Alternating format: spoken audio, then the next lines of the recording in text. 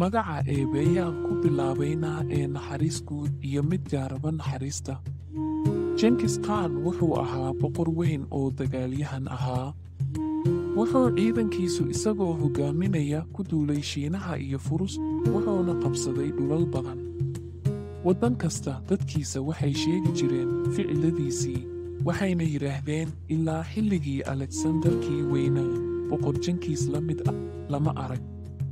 Maalin maalmaha ka mid ah, isagoo deegaankiisa jooga, dagaalna uu ka nastay, ayuu isagoo faras saaran duurka galay si uu u soo ugaarsado.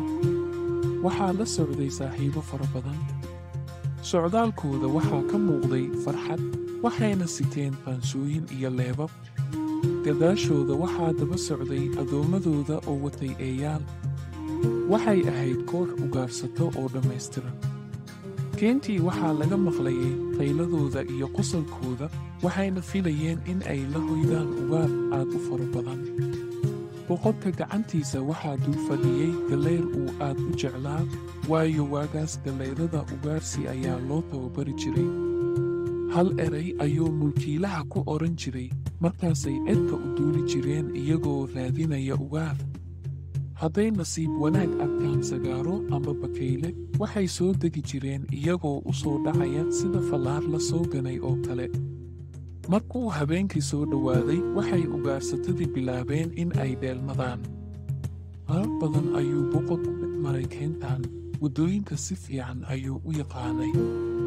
Haddii ay ugaarsatadii qaadeen waddadii ugu dhoweyd, boqorkii wuxuu qaaday waddo dheer oo dhex marta waadi ku yaala laba buurood dhexdooda. Maalintaa maalin aad u kulul ayay ahayd, boqorkiina aad ayuu u oomanaa. Gallayrkiisii mar hore ayuu gacantiisa ka duulay, waxaa hubaal ahaa in uu gallayrku iskii u dheelman doono. Boqorka si tartiib ah ayuu u watay faraskiisa. Mar hadda ka horraysay ayuu aagaan ku arkay balli biyo nadiif leh, khaasatan waddaduu hadda marayo. Yaa mar uun tusa balliga. Laakiin maalmihii kululaa ee jiilaalka ayaa qalajiyey balliyaashii buuraha ku yaalay oo ay biyuhu ka soo burqan jireen. Ugu dambayntii wuxuu aad u farxay markii uu arkay biyo ka soo dhibcaya dhagax dhinaciisa. Wuxuu ogaaday in uu kor jiro balli. Xilligii roobabka, webi ay xawaarihiisu aad u xoog badan yihiin ayaa meeshan ka qulquli jiray, laakiin hadda wuxuu isu beddelay hal dhibac marba soo dhacaysa. Boqorkii faraskii ayuu ka dagtay. Wuxuu boorsadiisa ugaarsiga kala soo baxay koob fida ah. Wuxuu u hoos dhigay dhibcihii soo dhacayay. Wakhti dheer ayay ku qaadatay in uu koobkii buuxsamo, boqorkana aad ayuu u oomanaa, si adag ayuuna u sugay. Ugu dambayntii wuu buuxsamay. Wuxuu saaray bushimihiisa wuuna cabbi rabay. Mar uun sharqan ayaa laga dareemay hawada, koobkiina gacantiisa ayaa laga riday. Biyihii oo dhan dhulka ayay ku daateen. Boqorkii kor ayuu eegay si uu arko ciddii falka ka dambaysay. Waaba gallayrkii uu jeclaa. Gallayrkii ayaa cabbaar dul heehaabay balliga, kadibna dul degay dhagax balliga agtiisa ah.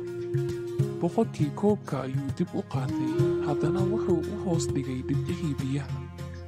Goortaan wax badan ma uusan sugin. Koobka barkiis markuu buuxsamay ayuu u qaaday xagga afkiisa. Laakiin intuusan taabsiin bushimaha, gallayrkii ayaa hoos u soo duulay mar kale, gacmaha boqorkana ka tuuray koobkii. Hadduu boqorkii xanaaqay.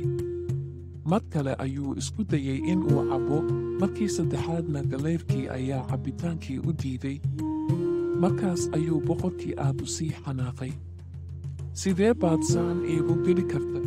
Ayuu yidhi, haddaad ii gacan gasho, qoortaada ayaan maroojin doonaa. Mar kale ayuu koobkii buuxiyey. Laakiin intuusan isku dayin in uu cabbo, wuxuu galka ka siibtay seeftiisa. Hadda jaalle gallayrow, ayuu yidhi, waa markii ugu dambaysay. Intuusan hadalkii dhammaysan, gallayrkii ayaa soo degay oo koobkii gacantiisa ka tuuray. Laakiin boqorka intaas ayuu rabay. Intuu seefta la dhacay ayuu shimbirkii la helay isagoo agtiisa maraya. Galeerkii maskiinka ahaa ayaa dhulka ku dhacay isagoo dhiig baxaya oo ku dhimanaya cagaha milkiilihiisa agtooda.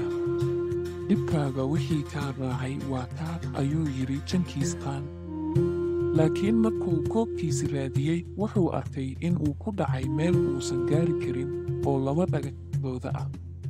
Si kastaba ha ahaatee, waa in aan ka cabbo balliga, ayuu isku yidhi. Markaas ayuu bilaabay in uu kor u fuulo dalcadda buurta si uu u gaaro meesha ay ka soo dhibcayaan biyaha. Shaqo adag ayay ahayd, kor markuu u sii korana harkadka ayaa ku sii kordhaya. Ugu dambayntii meeshii ayuu gaaray.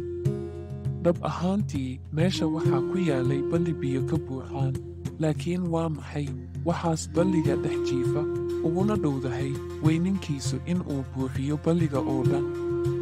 Wuxuu ahaa mas weyn oo dhintay oo ah nooca ugu sunta xun. Boqorkii wuu istaagay. Wuxuu iloobay haraadkii ku dhaganaa. Waxa uu ka fikirayo oo keliya waa maydkii shimbirkii miskiinka ahaa ee jiifa dhulka buurta agteeda. Galeerka ayaa naftayda badbaadiyey, ayuu ku dhawaaqay, laakiin maxaan abaalmarin uga dhigay? Wuxuu ahaa saaxiibkii iigu fiicnaa, waana dilay. Buurtii ayuu ka soo degay. Shimbirkii ayuu si tartiib ah dhulka uga qaaday, kuna riday boorsadiisa ugaarsiga. Kadibna faraskiisa ayuu fuulay, una dhaqaaqay dhanka hoygiisa. Wuxuu isku yidhi, maanta waxaan bartay cashar murugo badan, wuxuuna yahay inaad waxba samayn markaad qanaacsan tahay. Fadlan like, share iyo subscribe. Mahadsanid.